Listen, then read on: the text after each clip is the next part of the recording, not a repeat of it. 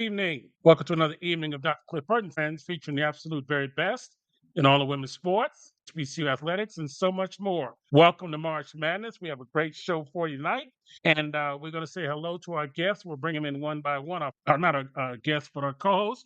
We're ready to go. Welcome to March Madness show. All right. Before we get started, in the next 15 minutes, March Madness show, and of course, our special guest, Coach Victoria Crawford, will be on with us. We need to discuss some things going on in our world. This conflict in the United States, Iran, Israel, and the rest of the world has also led to some things here at home. Jeff, we've had quite a few incidents. Let's talk about the ODU incident, attack, as well as Michigan and New York. Jeff, what's going on? Hey, how you doing? How you doing, Cliff? How you doing, everybody? What you want to talk about first, Cliff? You're right. You got a lot of stuff here. Let's start with the first one that happened with the young men that threw bombs at the Gracie Mansion over there in New York, Mayor Mondani's house. What inspired Yes. you? Yes. So, I really have difficulty with folks that take action because of a religious background or where they're from. But, this perpetrator threw bombs at the mayor's home. So they have to deal with that. And this has been a common thing, Cliff. These attacks are coming along much greater now than they used to be with what's going on in the world. And I believe it will not stop. I believe in the next few months or so, it's going to increase to an all-time high. That's what I'm looking at now. As we know here on the show, it's every week we're dialing these up in the news. This is just a constant report for us right now. Yeah.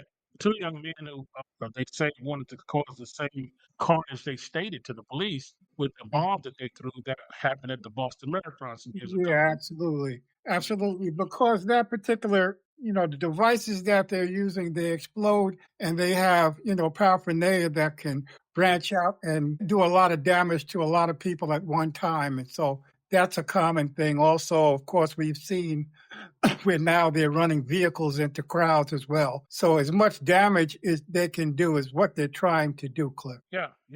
The second story, Jeff, I want you to talk on this. We'll bring Jim as well. They say a driver, you're right, drove into, I think, a Jewish community center in Michigan, somewhere right outside of Detroit, to cause some damage there. Give us your thoughts, and I'm going to bring Jim in on this as well. Yeah, you're absolutely right. That's what happened. He drove his vehicle into a synagogue there, and he actually hit a security officer, the vehicle knocked that officer unconscious, but they were able to respond and neutralize him. But there was also a mass fire in the place. We're talking about 30 officers had smoke inhalation. So it was one of those things that's constant. The only thing that I wish, and I'm not trying to knock the Jewish community. They were well prepared with their security training and so forth in there. But the response time to get the story out always seems immediate. And when we're dealing with folk in African-American or minority community, sometimes we don't seem to get the story till 2 weeks later. Or more. And so it just fascinates me each time this happens, Cliff. But yeah, they were able to deal with this person. But trust me, we're going to hear about another one next week because it's really big. They're really attacking the Jewish community right now, in particular because of what's going on over in Israel. Jim, are you familiar with this Jewish, I think it was Israel temple or something temple? They said it was right outside of Detroit. Welcome to the show, Jim. Are you familiar with where this location is? Yes, it's in West Bloomfield, right outside Detroit, and it's a neighborhood that a lot of people of Jewish descent live in. Listening to the Dearborn Heights mayor, who is actually an Arab American, said in his statement the suspect lost several members of his own family in an Israeli attack on their home in Lebanon. So this sounds like tit for tat, unfortunately. Wow. And then there's a third incident that happened. I'm going to bring Dr. Captain Steve Bolton on this one time. This incident happened down at Old Dominion University, and I think it's a bunch of ROTC recruits and a gentleman who had been arrested before, Jeff, and correct me, Dr. Jeff, Steve, and he killed one man in the ROTC unit, but you take it from there, Jeff. He walked into the room, asked who is the ROTC. The ROTC said me and shot him. Immediately, there was no delay. And fortunately, Cliff, there were heroics in the room. students jumped in and were able to neutralize this suspect. And I mean, they neutralized him permanently. Dr. Camp, she's the first one told me how they neutralized him. Dr. Camp. Good evening, everyone. Yes, Jeff, you're so right. And this is, I just feel so sorry for this young man's family, who came out with the statements definitely saying that they, of course, did not condone his actions whatsoever. I feel sorry for the students, here you're at school probably preparing close to maybe midterms or whatever, and someone walks in, so that's something else that's added, but they handled their business. And I mean, what can you say? You can't blame them. It's either them or you or them, or so I'm just hate that it had to happen, but it is what it is. So Hey, Cliff, Yeah. I think one thing that is necessary now that people need to understand is that we are not in the time and age of light access for, facilities, campuses. We need to have 100%, and I mean 100% access control, because we're giving people the opportunity to just walk into an environment, then they can cause extreme damage. No more 100% access. We need to lock stuff up. Come on in. You see the incidents on TV, all caused by what's going on over in the Middle East. Give us your thoughts on the incidents that seem to be happening more frequently. And then, of course, we go on, it seems like without a plan in this war over there in the Middle East. Steve? What plan? But you know what? A couple of things that Jeff said is going to keep happening, and talking about the access. It's a guy that I listened to that was a former Army, I think he was a Ranger. But he said the thing about over here, there are too many soft targets, meaning that it's easy to do what these people are doing. And like Jeff said, you have easy access to everything. And it's like, it's not going to, like Jeff was saying, it's not going to stop happening. You got next week, you got the week after that, this war in Iran, the Epstein war, it's going to cause a whole lot, because what he has done, it's not going to be over. No. Ever. No. Ever. I'm talking 10, 15, 20 years now. They're not going to forget. And it's sad, but that's what they voted for. Thank you, Steve. They have a strategy. I think we underestimated Iran's mental capability. They understand where the world's oil, that straight up mooks, I think is the name over there. They are controlling what goes in and out right now. And as we have seen in the last week, Jeff, the power of the pump, that's one. Petroleum. I was reading on it, all other kind of natural gas, chemicals, helium, everything. A lot of it, more than just oil, goes through there. This thing is far-reaching, and as we know, adversaries, China, Russia, them are not getting it. They're gonna figure out a way to support the Iranians. So they already have. Yeah. And then I think we tried to reach out for NATO's help and some other allies we thought, and NATO, Mr. President, no, that's right. get an answer to go to war. Some of them with crickets. You can't blame them. No, ma'am. No, you can't. Yeah, we've got a serious problem that's going on here. More than that, he reached out to Zelensky. Yeah. Vladimir, what's up with that? I mean, we're just creating enemies. Yeah, this thing is long and far-reaching. Then we said, and I hear him say, we're gonna take Cuba, huh, Jeff? He's been talking about that for a minute now, Cliff. And so, Trump tries to run his mouth on everything except what needs to be the real problem, and that is him. That's him. And so, he'll divert. But right now, the American people are wondering what's happening here in this particular country. What are you going to do for us here? Nothing. So sooner or later, something's going to have to give. You're right. The Straits, it's going to be a while before they can possibly take that, if they can take that. He doesn't have the help. And for him to do it with just the American troops, there's going to be many troops on the front line. There's going to be many loss of life. You have to answer to the United States on that as well, Cliff. And so we'll see what happens. I just don't want to see him put our troops on the ground. That's coming. Because you're right, Jeff. And we're sitting ducks then. Because they've been waiting for this for 20 years. Something else. They say you can bomb what you want to. They've been waiting on this for 20 years. there's something else that's happening, and I'm so concerned for our young people, Jeff. I want you to talk about. So we got about 4 minutes left. Yeah. Jim come in and Marlo come in as well. Steve, for the first time, I believe since 1973, they're Correct. looking to put the act through Congress for the draft to come back.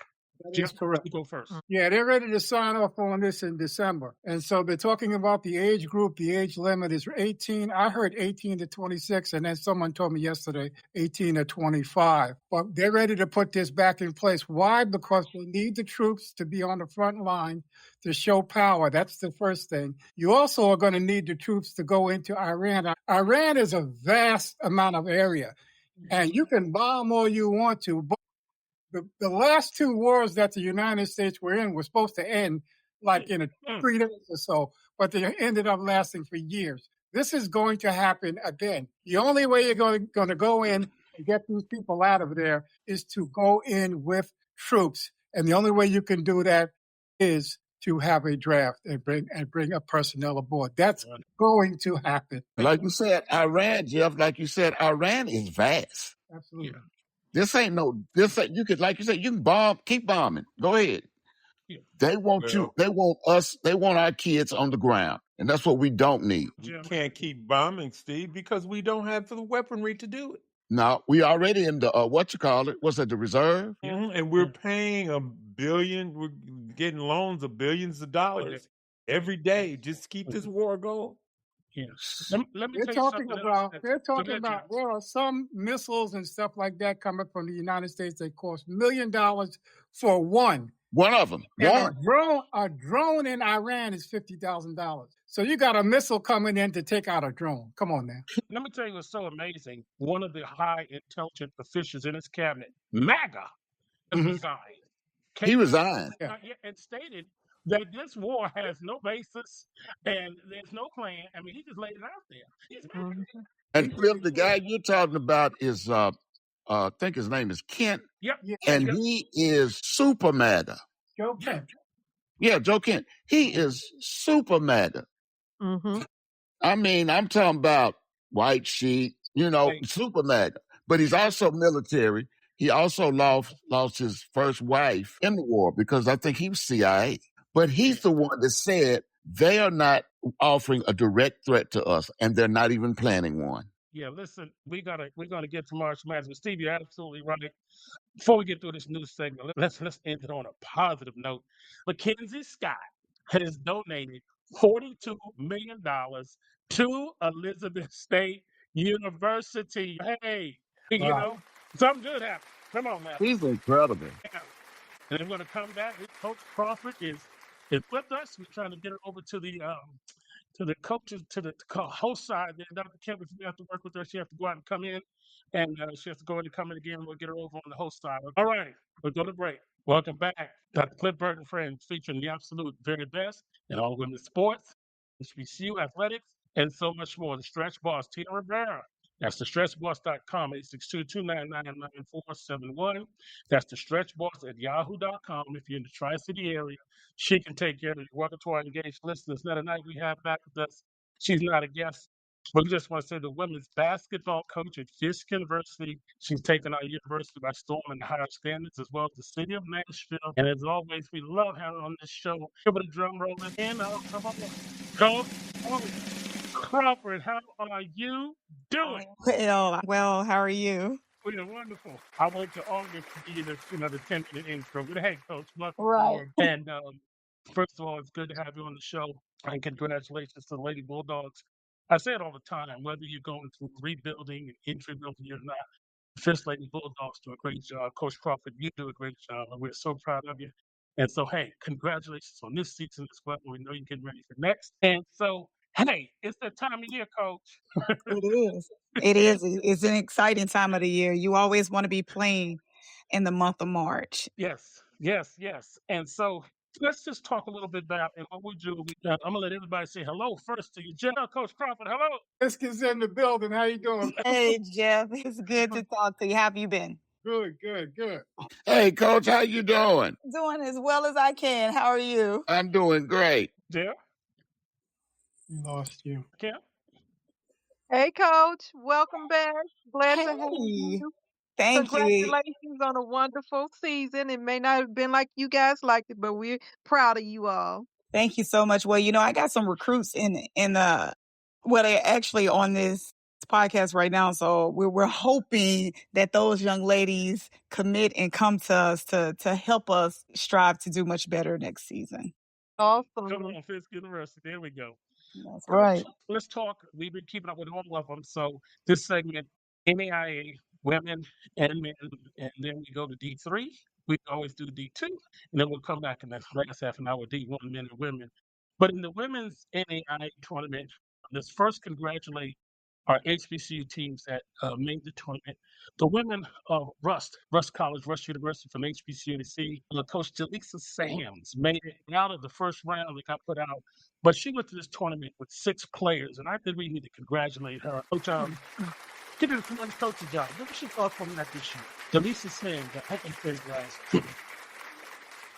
Yeah, well, I think Coach Sams has done a great job with her program, and this is her second year coaching those young ladies. And to come in and to win in your second year speaks volumes on the progress that she has made at Russ College. Also in the field, now they have 4 quadrants: Naismith quadrant, Kramer quadrant, Dewar quadrant, and Liston quadrant. So she was playing in the Naismith quadrant. And then another one of our teams from the HBCU in the Dewar quadrant from Talladega. The Tornadoes made it to the tournament this year. They lost to Bethel, who was the #1 seed. But hey, congratulations also to Talladega. Yeah, Jim is extremely familiar with their coach. Coach, just tell us a little bit about the Talladega Tornado ladies this year. Well, they're headed by Coach Payne. He's also their sitting AD for Talladega College, and he stressed defense. One thing about Talladega we do understand is they want to pressure the ball the entire game. So I think that's where he excels. Now, he did run into Bethel, and we did have an opportunity to play Bethel earlier in the season. And Bethel has been on top of the rankings for at least 6 weekends, I believe, because I am one of the Raiders so I'm able to see their progress in the things that they're doing. So they had some big quad 1 wins, which elevated them to the top. So coming in and having to play Bethel was already going to be a tough task. But we're just proud that they represented the HBCUAC. Sure did. And then there's one more college. They're not in the HBCU conference, but Langston, Oklahoma. They actually played the first round against Bethel out of Indiana. They lost, but congratulations. And their men both made the field of 68. So, hey, So, there's a couple schools now. They're down to school 16. These teams are facing off Freed Hardeman against Georgetown. That's Freed Hardeman from Tennessee. The winner goes to quarterfinals. Dakota State, Indiana Wesleyan. Coach, you're familiar with that team. Then also the winner of those teams will place the winner of that first game. What do you know about Indiana Wesleyan this year? I know they're always ranked there in the top 10, 15. Well, I didn't get an opportunity to see much of Indiana Wesleyan, but in their previous years, they've always had some magnificent shooters. So being able to guard the perimeter is really big when defending Indiana Wesleyan, because it's not just 1 or 2 players that's able to shoot the 3 ball, but their entire roster is able to step out on a perimeter and make shots. So when you have a post of 5 position who can also step out in range and create, you don't see, them being a liability in any rim. So tough team always. All those teams that come up out of Indiana, Indiana is rich with basketball history. So they always have great basketball players that come through that state. That is the Naismith quadrant. We'll go to the Kramer quadrant now. They played Mid-America at Nazarene, and the winner of that game will play Hastings from Nebraska and St. Francis from Indiana win. And then we're going to go over to the Dewar quadrant, and that's Bethel, Tennessee, playing Lewis Clark out of Idaho. Now, you said you played Bethel, and I did see some of the game against Rust. They are something to deal with. Lindsey Wilson versus Dakota Wesleyan. The winner of that game will play one of the one I just announced. Do you know anything about Lindsey Wilson out of Kentucky? They're very identical to Indiana Wesleyan. Lindsey Wilson, they do have some senior leadership that helps propel them in their play. I think their seniors are able to just they help the young players build their confidence. So I'm looking forward to actually looking at those games. I'm excited to see what's going to happen in the next coming days and weeks ahead. Yeah, I watch them as well. Now, the last quadrant was the newer quadrant, the Eastern quadrant. Again, the number one seed, Marion and Indiana, another Indiana team, plays Shawnee State of Ohio, and the winner of that will play Spring Arbor from Michigan, and then Campbellsville, the number two seed in that quadrant, out of Kentucky. Marion and Campbellsville. What do you know about those? Campbellsville, they always stay at the top of the ranking. I think Coach does a great job of recruiting players that fit her system. And in her system is fast-paced, outlet deep, easy transition buckets and transition threes. She has come along and taken the ranks of that program, and she has turned them, continue to have them on a standard of being a powerhouse. So we were the sheer pleasure of playing my I think it was my second year at Fisk. We played those young ladies. But the difference was Maya Buchanan was not on the floor for those first 5 games. So it's tough because I have friends that are coaching for a couple of those schools. I'm just going to say we look forward to watching a great tournament.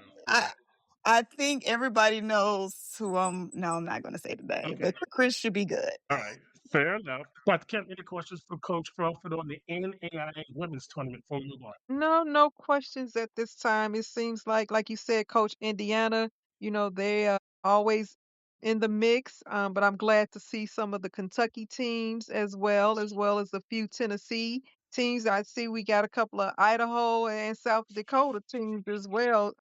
It'll be interesting to see when they have to, whoever has to travel to that little town of Sioux City, Iowa, which I actually spent a couple of summers there growing up. So I know Sioux City very well, but it should be exciting for them. So we wish them all well. Yes, Sioux City, March 23rd, March 24th, women's NAIA championship. Yeah.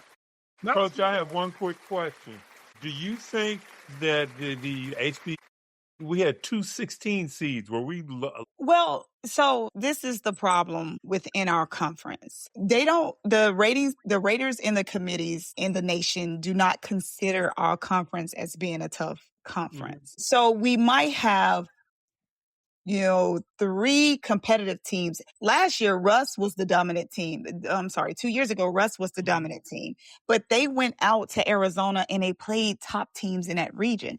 So when it was time for the Raiders committee to come together, it was easier for them to rank them outside of playing in what was then the GCAC, which is now the HBCUAC. So we will always have that lower ranked seating if we do not step out and beat the Campbellsvilles, the Freed Hartman, and the Faulkners. So we have to go into those other conferences that typically do very well or have multiple teams in that conference that does well to get a higher RPI.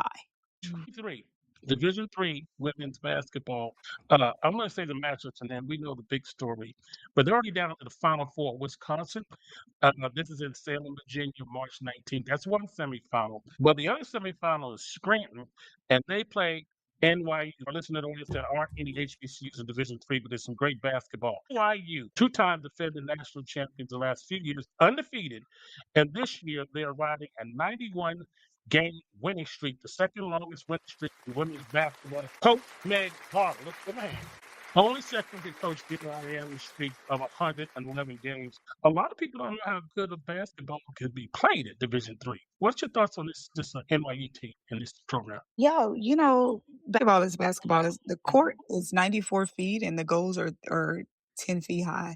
And if you can put that ball in a basket, whether you are NAIA, Division I, Division II, Division III, I think you should get the notoriety that you deserve. And I think Division III teams and conferences do deserve that notoriety. Now, the NYU girls seem like they're on a streak that you can take part in. So that's admirable what they are doing on that level. Of course, the difference in Division III is that they are not scholarship athletes. They solely rely on academic funds. or they are either coming out of pocket themselves. So these are institutions, just as Fisk University, I would say, of high academic institutions where you are just not a basketball player. You have to make sure that academically you are a sound student. Absolutely, absolutely. Let's move on to Division Two. In Division Two, our HBCU teams that played were the CIAA champions from Winston-Salem State. We'll talk about them a little more. The first round in another quadrant, Good Waters, they lost to UAH, who's still alive, but that was Coach Jackson, used to be in the HBCU. They give him a hand. The two or two-time defending champions in the SIHBs and ladies for miles. They lost in the first round to Nova Southeastern. And so we're going to also give them a hand. They did a tremendous job this year. But I want to get back to Coach Tierra Perry from Winston-Salem State University CIAA. Made it all the way to the third round. They played Indiana out of Pennsylvania and lost 65-64. But they ended up the year 28-4. I believe it's her first year back in her alma mater. Am I right or wrong? I think so. What a job! What a job, Coach. What did you know anything about the women's NCAA this year? Coach Terry. I'm sorry, could you repeat that? Yeah. Did you know anything about Tierra Terry and the Winston-Salem State women? They went on a roll this last part of the year. That was when 14, 15 games in a row. Well, I will tell you this. I had opportunity to meet her about 8 years ago. When was that Temple? Well, we was in Temple for the Final Four. She was not a head coach then. I can't remember exactly what school she was an assistant coach for, but I could tell early that she had something special. And to go back to your alma mater and to do big things and to have the pride in representing your school. I haven't sent her a text message yet, but now that I'm talking about it, that's going to be the first thing I do when I get off this phone. Sounds good. Congratulations, Winston-Salem State. Let's go to the men, and we're just going to go through what has happened here. From the HBCU schools, Xavier and Louisiana, they lost the first round game in the dual quadrant to William Carey. So Sono College, the champions of the HBCUAC this year, lost to Oklahoma Wesleyan in the first round, and that was in the Liston quadrant. And then Langston, Coach Chris Wright, they're in the HBCU conference, but guess what? They are in the Sweet 16. I think they made the Final Four a few years ago. Let me get the quick matchup when we go to break. Round of 16.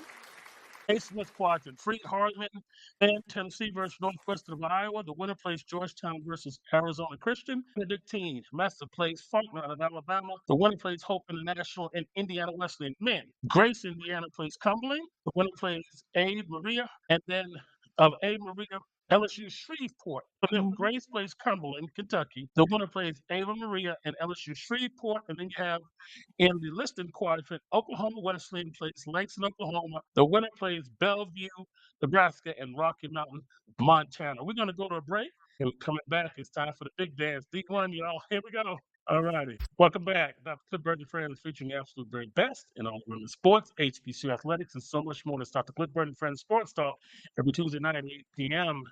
Eastern Time, 7 Central. You can go to our website, get any of our download old shows, podcast website, cliftonbutts.podbean.com. Welcome back.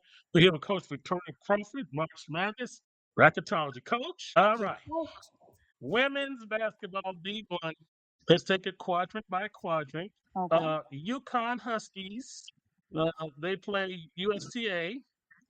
In that quadrant, I'm going to let you break it down for us. Iowa State, Vanderbilt, North Carolina, Notre Dame. But in that quadrant, what do you see? And who do you see coming out? Oh, this is UConn plays USC the first. Yeah, Syracuse, the winners of those two play. I think UConn. You have Maryland against Murray State, North Carolina against Western. They play each other. Well, that's got to be Sacramento too, right? That would be that actually, Dr. Burt, is the hardest and the toughest region to be in. And the reason why. No, that's Fort Worth. You're in Fort Worth. Okay, so that's 3. So that's 3. So that would be, are we in Fort Worth? That should be Alabama, right? In Texas. Ohio State, Howard, Vanderbilt, High Point, Illinois, Colorado. That's Fort Worth. Yeah. Okay, so, well, what I see happening, and of course I have to cheer for Vandy because we're in Nashville. But Dr. Kim's school too. You got to cheer for that. Yeah. So I'm really just looking at, first of all, we always know what Gino is going to bring. So we're not surprised by the caliber athletes that he has and the high IQ athletes that he has on his team. But coming out of that region, this is pretty tough because I'm looking forward to seeing a UConn Vandy matchup. So that is the matchup that I do have. And of course, if I have to go, I have to go with reasoning, and that would be with I do love Michaela Blakes. I am a season ticket holder for Vanderbilt women's basketball. So and I love Shay. I will see her soon at the Coaches versus Cancer event that they have coming up here in June. So the entire program I am very familiar with, but the amount of power that they have in the guard position at UConn with AZ Fudd, and also in the post with Sarah Strong, it's going to be a tall task for Vandy. Yeah. Ozzie Fudd coached Sporting News beginning of the season, and now I still have her on second team. I'm a little lost on that, but hey. Former American, I'm a little lost. Hey, we got to move on here. Let's go to the Sacramento 4. This is the one with South Carolina, Ernest Staley. They play the winner of Southern U and Sanford. By the way, give it up for Southern U, representing the SWAC. And then Clemson, Southern California. Those two winners will play. Michigan State and Colorado State will play. The winner of those two play Oklahoma and Idaho. And then you go to the bottom, Washington versus South Dakota State. TCU versus San Diego State. And then the winner of those two will play. And then Georgia and Virginia, Arizona State play-in will play. And the winner of those games will play Iowa and Fairleigh-Dickinson University. Sacramento 4. That's that region. So the first thing that I do, and we did give Southern a shout out. So they have Sanford coming up. We also had an opportunity to play Sanford in Birmingham. They did have some guard play. I am hoping that Southern can pull that game out because we always want our HBCUs to do well. But we will like to see a South Carolina Southern matchup. And eventually they're going to get a shot back at Oklahoma, who was South Carolina's only upset for regular season. Of course, they did get beat in postseason play. But South Carolina has the opportunity to revenge that game against Oklahoma and Chavez and those young ladies over there. So I always going to cheer for Dawn Staley. So I'm just put that out there right now. I am a Dawn Staley fan. So they're looking forward to that. We're definitely looking forward to that. And the last time that they lost in a championship game in the SEC, they went on to win a national tournament. So we're hoping that repeats. Yeah, they lost to Texas this year. Okay, let's go to Sacramento 2. Here we go. UCLA, California Baptist. The winner of that will play Oklahoma State and Princeton. And then in that same 18 there, Ole Miss, plays Gonzaga. The winner of that will play Minnesota and Green Bay. And then come to the bottom half, Baylor plays the winner of Nebraska-Richmond playing game. Duke on a hot streak plays Colorado Charleston. And then Texas Tech versus Villanova. And LSU will be playing against Jacksonville. LSU is the number 2 seed in that section. So there's Sacramento 2, and I do think it's a tough draw, a tough section. What do you think, Coach?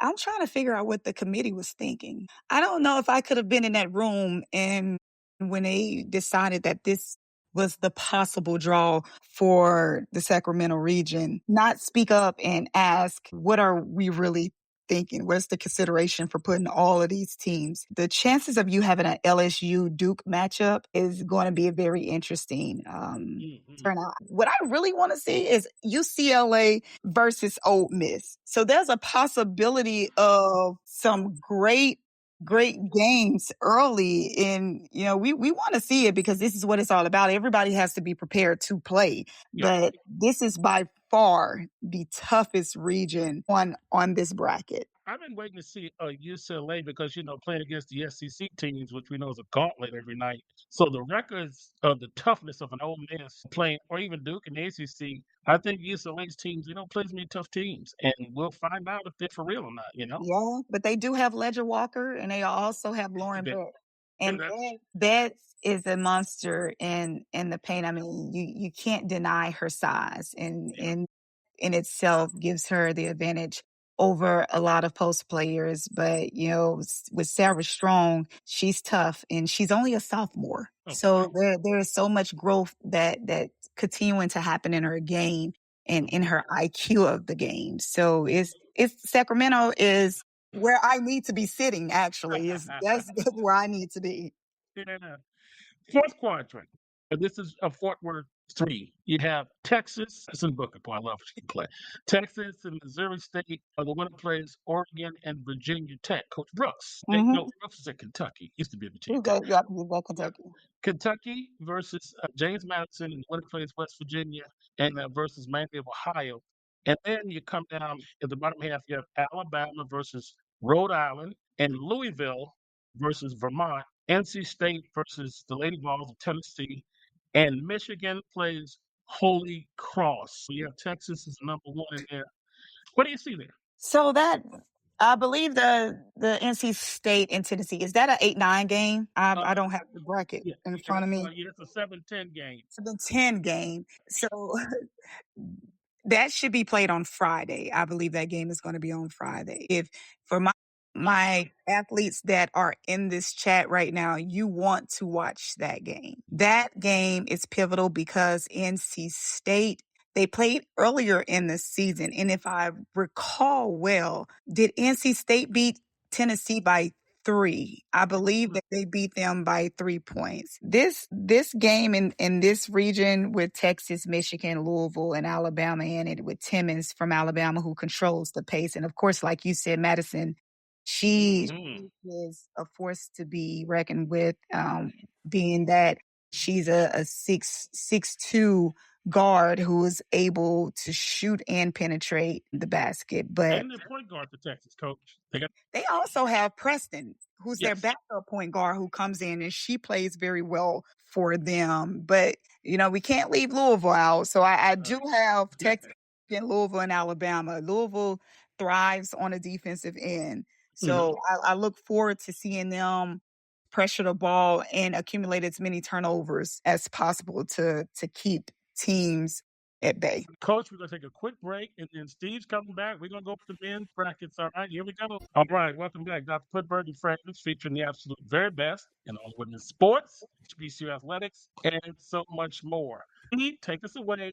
D1, NCAA, the madness. Take us by bracket by bracket. Steve, let me help you up there. All righty. In the East, we have number 1 Duke will play Siena. That game will be on Thursday. Ohio State will be playing TCU. St. John's will be playing Northern Iowa. Kansas will be playing California Baptist. Louisville will be playing South Florida. Louisville's in trouble. Michigan State will be playing North Dakota State. UCLA will be playing Central Florida. And I know that the UCLA alumni probably wants, they don't have a choice. They're going to have to bring Mick Cronin back. But 2, UConn will play Furman in that bracket. Duke, the number 1 seed, they're going to have we got some good teams out there. UConn is the number 2 seed. Then you have Louisville in that bracket, Kansas, St. John's, Ohio State. They've got a tough bracket. Dropping down to the South region. Coach Crawford did put their Steve on that. What do you see in there, Coach? Really look at the East region. You will notice that they have, let me see, 1, 2, 3, 4 national champions in this region. So you have Duke, Louisville, Michigan State, right, and UConn have all won the national championship. So just as in the region in a women's bracket where this is tough, this is going to be pretty tough for them. Now, you talked about Louisville and South Florida, and I do agree that there's a possible upset that's going to be brewing for South Florida, mainly because I don't think Mikael Brown, he should still be out.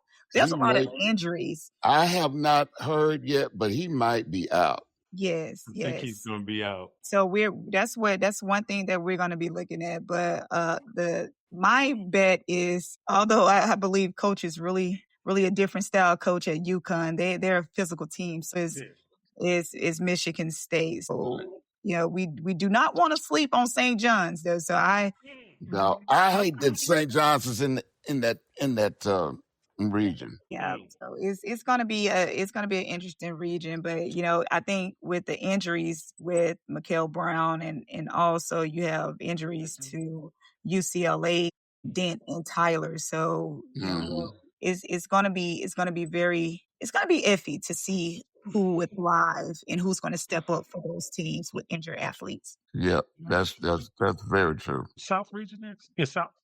South region, we have Florida, and they'll play a winner of one of the play-in games. That'll be on Friday.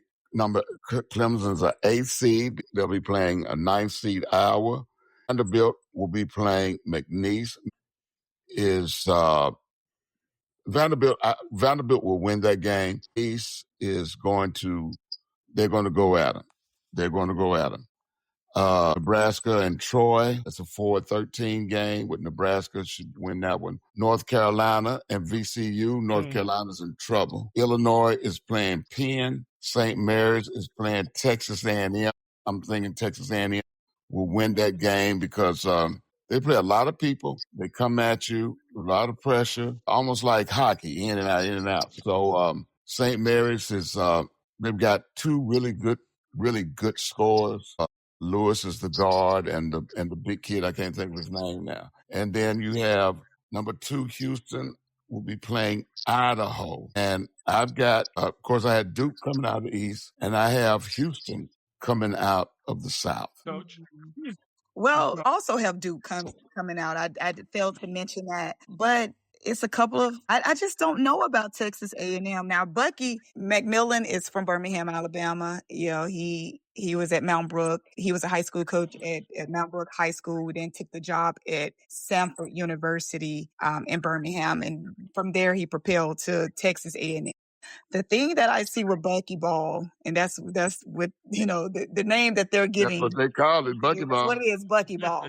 So he does play a ton of athletes, and he is a full pressure type of coach. He wants to pressure. Yeah, not so much like Arkansas. Nobody could ever. No, not like 40 minutes of hell. No one. Not like 40 minutes of hell, but they do. And you know what, Coach Crawford, I really am not a Bucky Ball fan. I like to play fast. I do like to pressure, and I like to put pressure on you offensively and defensively, but you don't get a lot of rhythm going with your kids when they popping in and out. I think their leading scorer, maybe averaging 11 points a game. Last year when he was at Stanford, they were killing people, but their two leading scorers might have been averaging 13 or 14 a game. So you really don't get that guy. You really don't, with Bucky Ball, your players really don't get that rhythm like you normally would.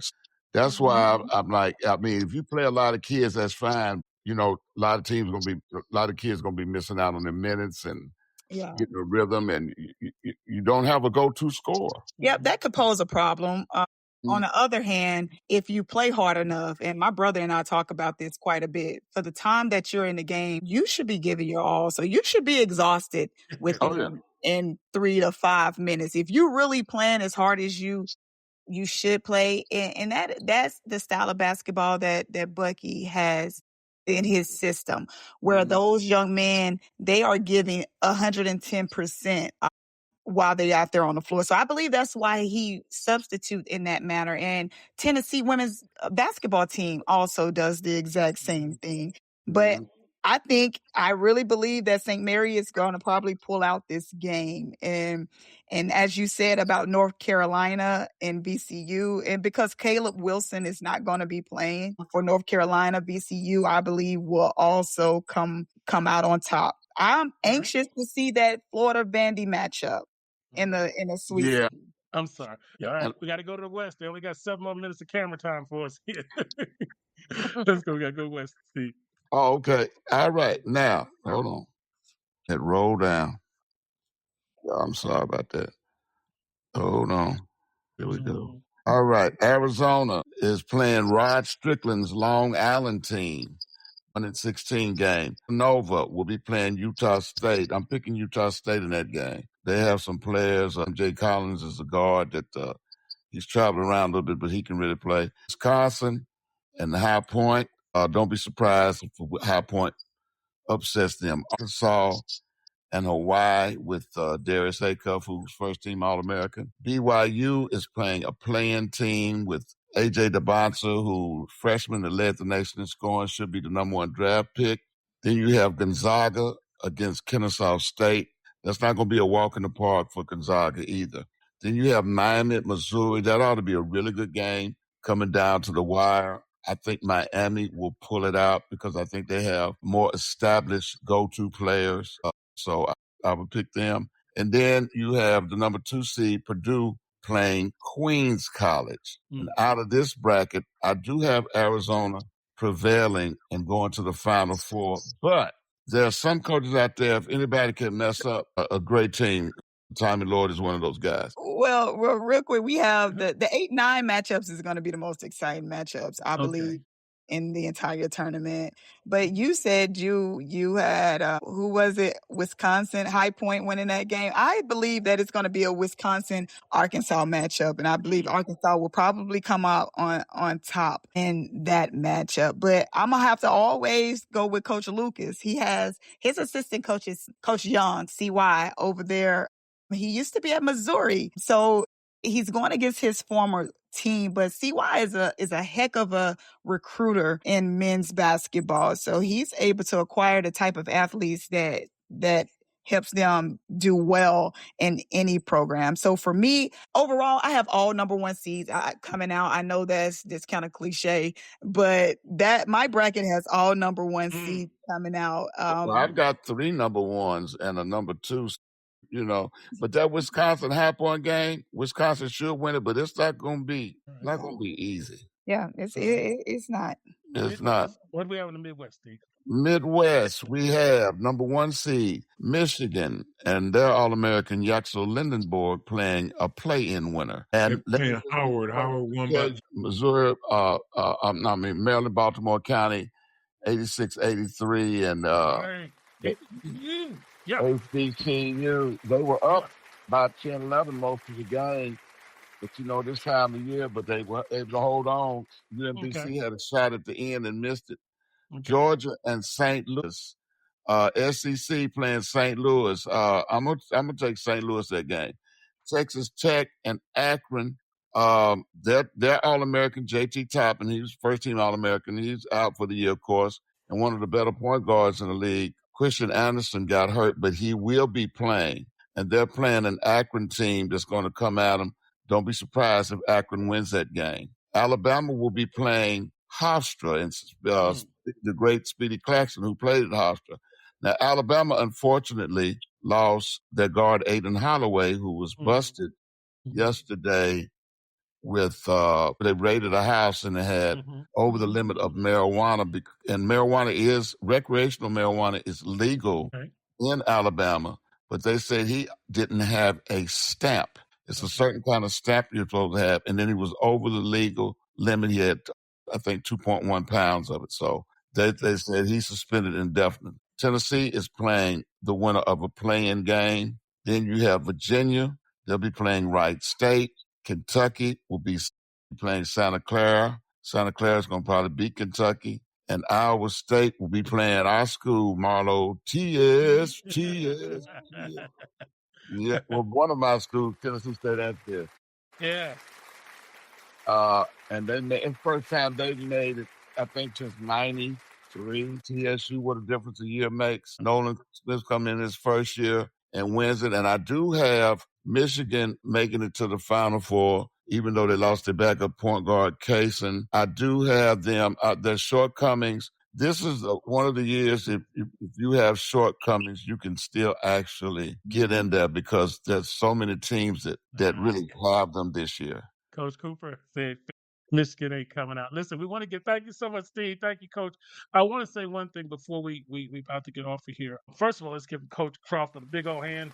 Thank you so much for taking the time out. Oh, yeah. And I also want to mention it early that it's in August. I can't remember the exact date coming up, but there's a golf fundraising tournament for the Lady Bulldogs. We participate every year. We want to get it out early. And so anybody want to donate early, it's www.fist.edu. Hit women's basketball, but we'll be back on with that. Am I right, Coach? We're doing it again this year? Yes, we will. We are running that back. So we're looking at August the 15th as our proposed date, but I will let you all know so we can get it out. And hopefully these recruits that are on the line will come to Fisk and play for you. They will not regret it. Not at all. Not at all. Yeah, It will Chelsea, Ward, Gibbs, they should be on. to change your life. Fisk We're former ball University, players. We're former ball Fisk players. University will change your life. It will change your life for the better. Before we get out of here, Coach, anything you want to say? Then Jim will come to you for Bullseye Sports. Coach? No, I just want to thank you all for what you do, for the platform that you give our institution and the HBCUs in particular. I think is something that is needed, and we need to just keep pushing forward with the message. Thank you so much, Coach, for it's 4 years now? This has been wonderful. And you've been here since the beginning. The Lady Bulldogs have been with us since the beginning, and we're going to continue to be with our university for sure. So again, thank you, Coach, as always. I know we'll be back in August and getting ready for the golf tournament. Jim, Bullseye Sports, before we get out of here. Detroit Bullseye Sports on WGPR 107.5 HD2 in Detroit. It is on Mondays, Wednesdays, and Thursdays from 7 to 9. Can also be found at the Sports Wrap app. All righty. Thank you so much. Hey, Jim, perfect timing, too, because this game is over, and they went to Bruce Pearl, so we can turn it off. Good night. Good night, everyone. God bless. Enjoy it, Coach Crawford.